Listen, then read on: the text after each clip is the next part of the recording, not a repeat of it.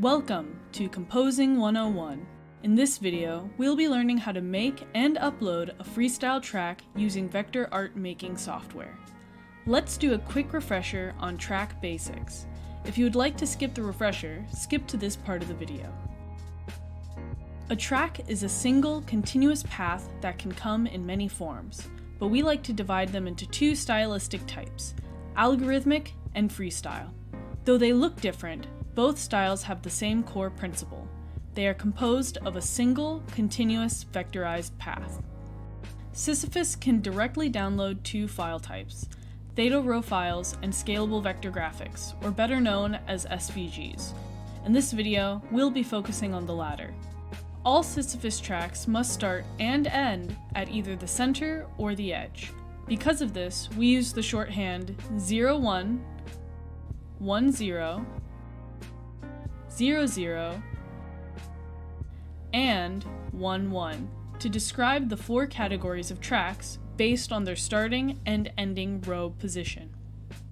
When making tracks, it's important that your track is one of these. If you feed the Sisyphus app a file that is not conformal, it will force the final point's row value to 0 or 1, potentially ruining your design. With that covered, let's start making tracks. You can use any program that creates vector paths and exports SVGs. In today's video, we'll be using Inkscape. Inkscape is a free program downloadable on Windows and Mac. This same process works just as well on other vector creating software, like Adobe Illustrator, so use what you feel most comfortable with. Setting up your file. Go to File, Document Properties, and a pop-up should follow. In the Document Properties pop-up, you'll be able to adjust the size of your document. Vector paths can be infinitely scaled up or down, so the size of your document doesn't matter, as long as it is a square. In this follow-along, we'll be setting the dimensions to 1000 pixels by 1000 pixels.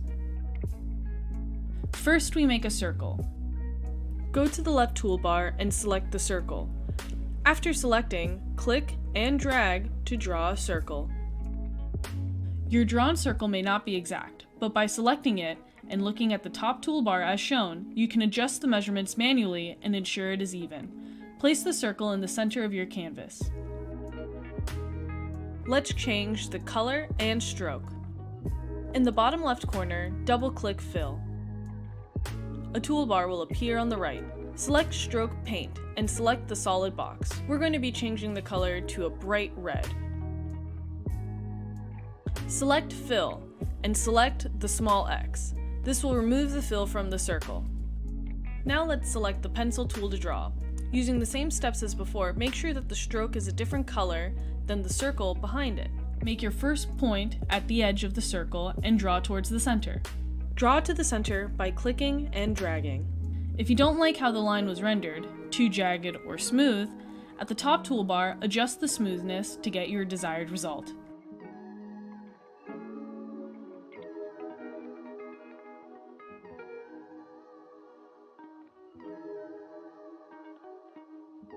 Drawing your track. We'll be making a 1-1 track, so we will start at the edge and end at the edge of the circle. Feel free to follow along with this illustration if you'd like. If you make a mistake and lifted your pencil, no worries. You can connect the lines as shown and continue the fun. You can use the Path Node editor on the left toolbar to adjust lines made by your pencil. Select your drawing, select the editor, then play with point positioning and path direction on a detailed level.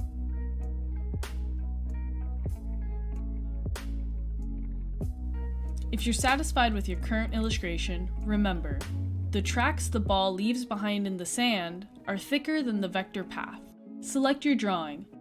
In the bottom left corner, double-click Stroke. In the right toolbar, select Stroke Style and adjust the width to be thicker. This will more closely resemble how the track will look on your table.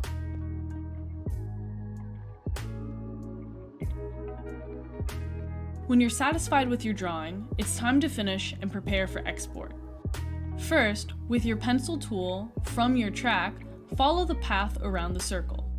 This ensures Sisyphus doesn't distort your track to fit the design to the table. Feel free to lift your pencil and use the Path Node Editor tool to clean up your shape.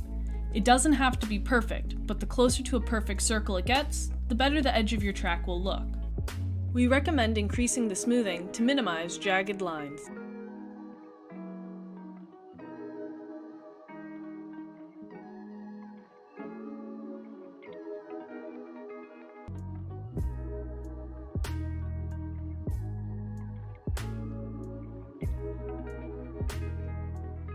Delete the circle template behind your track.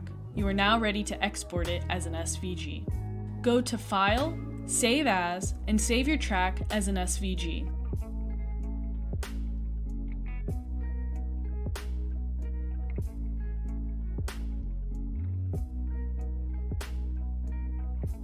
Now let's upload your freestyle track to your Sisyphus.